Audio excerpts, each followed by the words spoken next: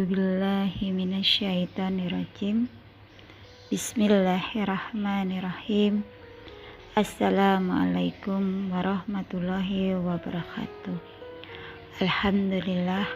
Alhamdulillahirabbil alamin. Segala puji syukur kehadirat Allah Subhanahu wa taala. Alhamdulillah pada hari ini Allah berikan nikmat iman, nikmat Islam, dan nikmat sehat. Salawat serta salam kita berikan kepada junjungan Nabi besar kita, Nabi Muhammad Shallallahu Alaihi Wasallam. Para akhwatillah yang dirahmati Allah, apa kabarnya hari ini?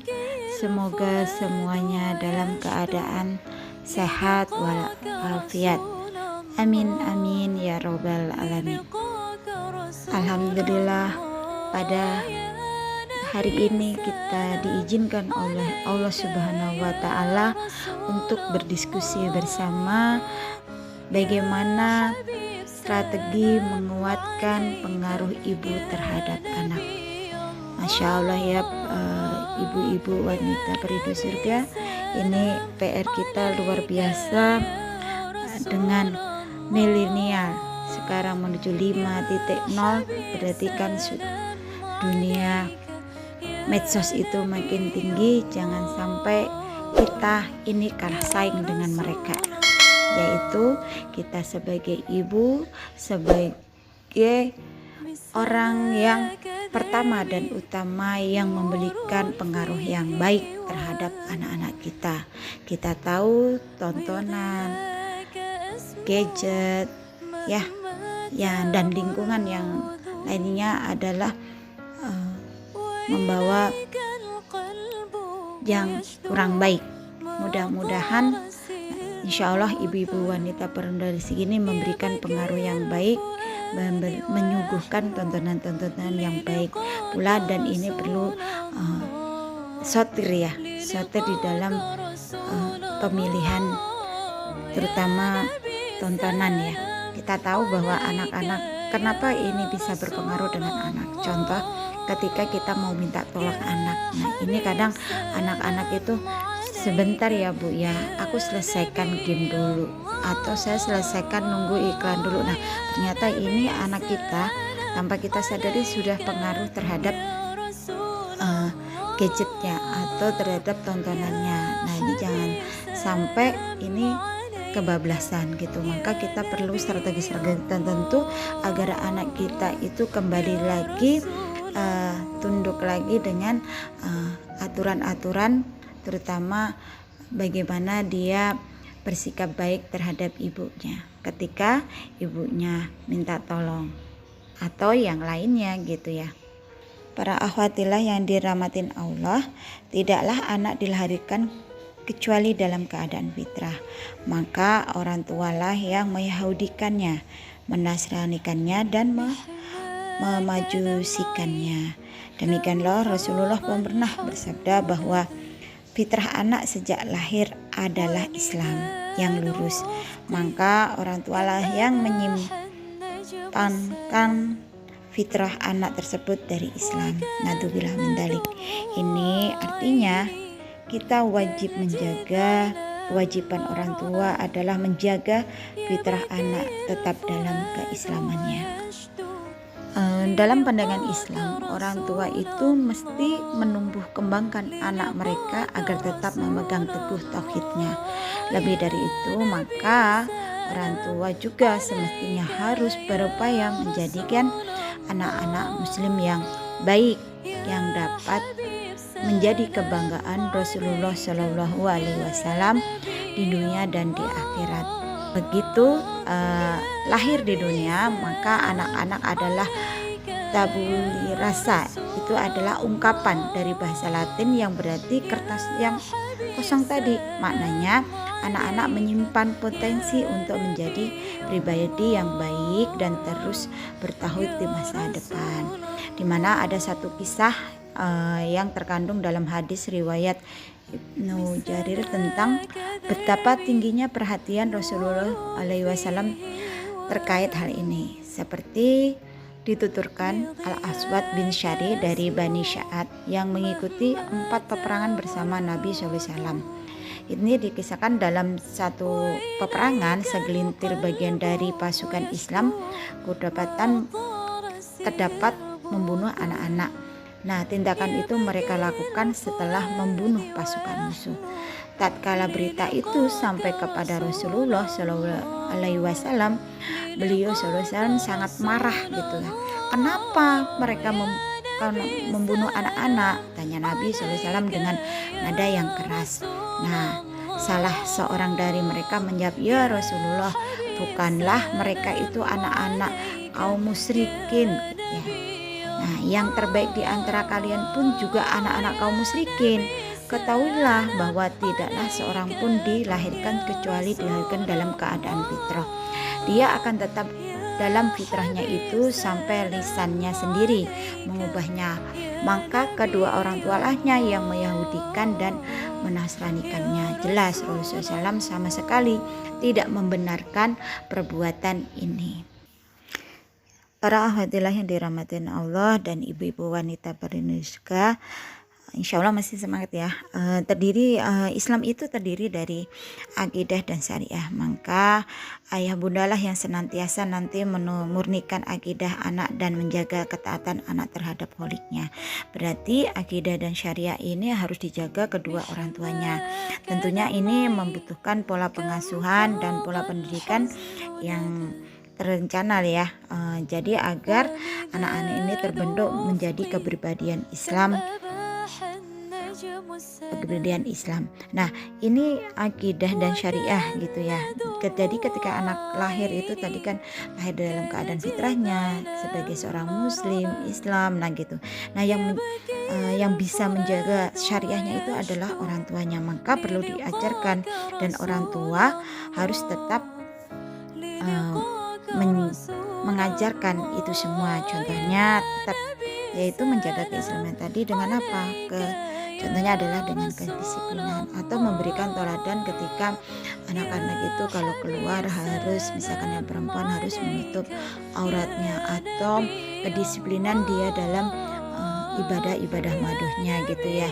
Nah, ini biasanya perlu contoh nih dari orang tuanya gitu. Jangan sampai ketika kita memerintahkan anak kita untuk taat kepada Allah, salah satunya adalah ibadah maduhnya, tapi orang tua dengan asiknya memegang gadgetnya gitu ya. Nah, ini anak-anak butuh contoh, butuh aturan. Nah, baik, pada saat anak-anak di dunia ini, maka anak itu kan belajar sosial, seperti itu agenda ngober yang kemarin itu parenting sebelumnya, bahwa anak itu adalah makhluk sosial. Berarti dia butuh hanya tidak di dalam keluarga saja, dia butuh keluar. Nah, ketika dia di luar itu pasti lingkungannya kan lingkungan tetangga, lingkungan sekolah, atau lingkungan teman-teman sebayanya. Nah, ini ayah bunda atau kedua orang tuanya ini harus punya link gitu ya, lingkungan yang memang memberikan dampak yang positif bukan negatif. Orang tua harus tahu nih celah-celahnya gitu ya, lingkungannya, tidak hanya membolehkan atau mengizinkan anak-anaknya itu bebas untuk bersosial, tapi kita harus ada batas-batasan dan kita harus tahu anak kita berada di lingkungan mana gitu, dan memberikan pengaruh buruk atau membawa pengaruh yang baik gitu ya.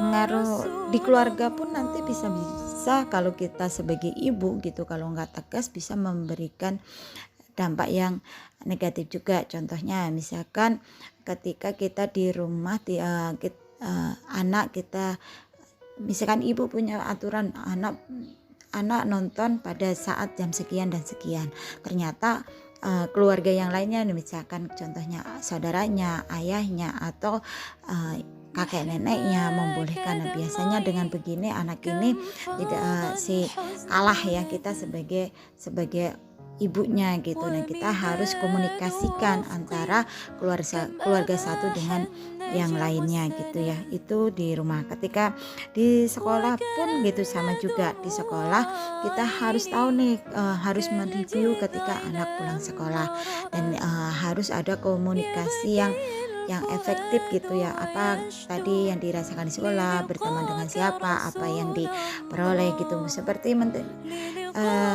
bercerita lah, jangan menginterview. Biasanya anak-anak dengan bercerita kita akan tahu gambaran, karena kan anak-anak ini kan masih jujur ya. Ketika kita membangun komunikasi efektif sejak usia dini gitu. Sama juga ketika kita di lingkungan tetangga, kita harus bertetangga juga. Kita jangan anak kita saja yang dia berkawan dengan tetangga, tapi kita juga tidak tahu nih ayah bundanya, terus dia suku dari mana, kan gitu ya. Biasanya nih yang sering terjadi gitu ya, bahasa suku satu dengan suku lain itu kan kadang berbeda. Nah, anak kita tuh kadang lisannya hanya mengikuti saja, padahal menurut bahasa mungkin Jawa atau Sunda atau Madura itu kan kadang berbeda-beda gitu. Nah, artinya tidak baik. Nah, atau contohnya kita lihat anak-anak itu mereviewnya mudah, ketika anak-anak itu besar adalah dilihat dari sikapnya atau perilakunya, itu secara nyata kelihatan gitu ya. Oh, anakku kok sudah ada perubahan, kok kata-katanya begini gitu. Nah,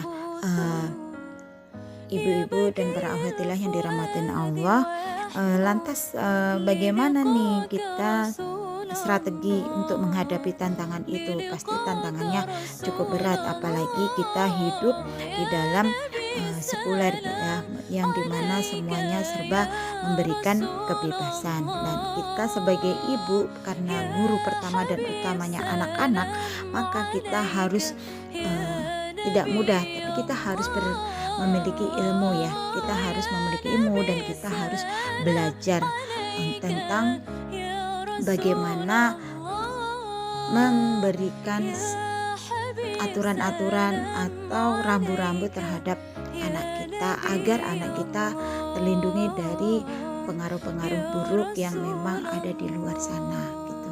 Apa saja sih yang bisa kita berikan kepada anak-anak kita gitu, yaitu salah satunya pertama kita harus memiliki jurus jitu gitu ya, tidak boleh kalah pengaruhnya oleh siapapun. Nah, biasanya kan pengaruhnya yang tadi seperti di depan adalah TV, gadget gitu, yang dia memang saat ini adalah memiliki pengaruh besar.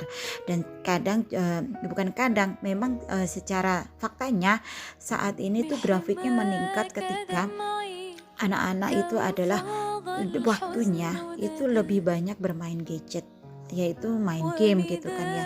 Dan ini jangankan untuk anak yang sudah remaja gitu, anak-anak usia dini pun seperti itu.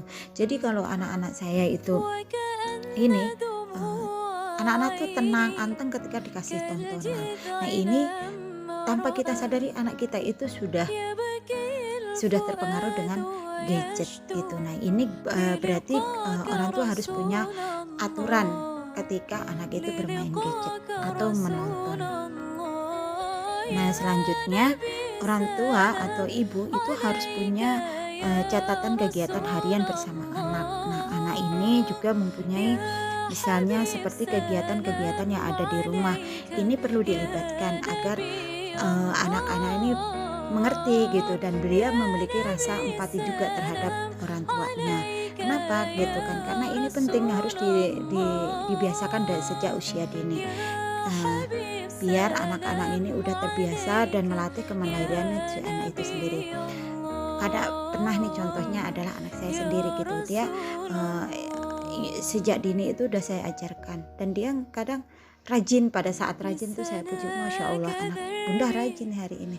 Ya bunda, saya jenuh karena anak saya jujur jarang keluar bermain gitu ya, karena lingkungan yang kebetulan tidak ada teman sebaya, jadi dia lebih banyak di rumah gitu.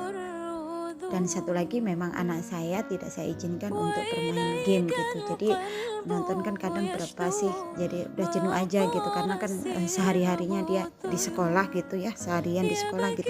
Jadi nonton tuh hanya sekedar nonton saja. Kalau main game tidak saya izinkan gitu. Kenapa? Karena ya itu tadi, saya takut kecanduan dari usia dini. Saya izinkan ketika anak saya main game, dan alhamdulillah anak saya mau gitu ya membantu orang tuanya kegiatan-kegiatan yang ada di rumah. Nah, selanjutnya orang tua siapkan anak berhadapan dengan teman yang membawa pengaruh jelek dengan membekali kebiasaan baik di rumah, perkataan yang absen, juga beribadah dan gemar melakukan kebaikan. Nah, ini memang penting pun, apalagi yang memiliki anak sebenarnya dari usia dini juga gitu ya, terkait dengan teman gitu ya. Kalau teman misalkan saya tuh kalau ajaran baru gitu ya, selalu ada laporan, "Bu, kok anak saya sekarang ngomongnya kayak gini. Ternyata memang itu ya, kadang anak mengucap saja tidak tahu maknanya, atau tadi ketika dia berteman dengan berbeda suku tadi gitu, yang artinya itu tidak baik. Nah, menurut dia, oh kan cuma ucapan saja gitu kan ya. Ini contoh misal, kemarin tuh ada teman saya yang dipanggil orang tuanya karena dia dipanggil gurunya. Dia anaknya bicara tentang ini contoh misalnya anjay gitu kan.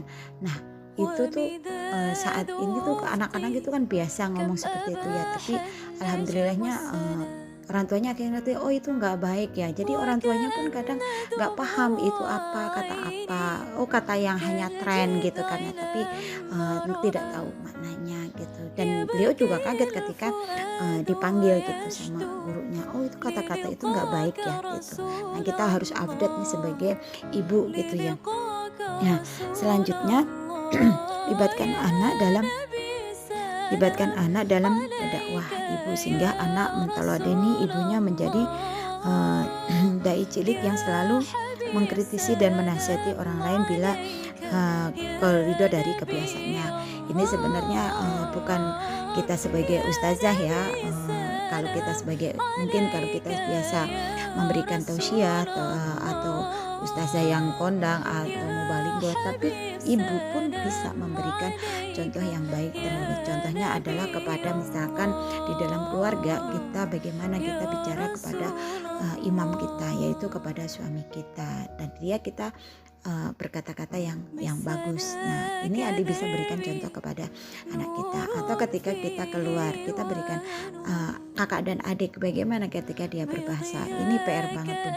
Jadi anak saya kebetulan remaja, jadi ngerasa kakak adiknya seperti teman gitu, tapi kadang-kadang stop, itu nggak baik kalau bicara sama kakak seperti itu.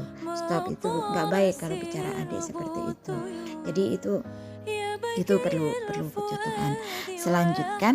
Selanjutnya adalah curahkan seluruh perhatian dan kasih sayang ibu untuk anak. Apakah menjalankan ketaatan baik atau dalam kesusahan mengajak anak untuk menjalankan pembelajaran. Jadi apapun yang terjadi di dalam kehidupan kita biasakan anak selalu taat kepada Allah Subhanahu wa Ta'ala. Ajak dia dalam keadaan senang ataupun susah. Mungkin kalau anak-anak sejak dini gitu ya, ketika ada rezeki lebih bisa kita berikan kepada anak yatim atau fakir gitu, atau lingkungan sekitar. Keadaan susah pun juga kita harus susah senang, dan ajarkan anak kita untuk selalu bersyukur dengan apa yang Allah berikan kepada kita.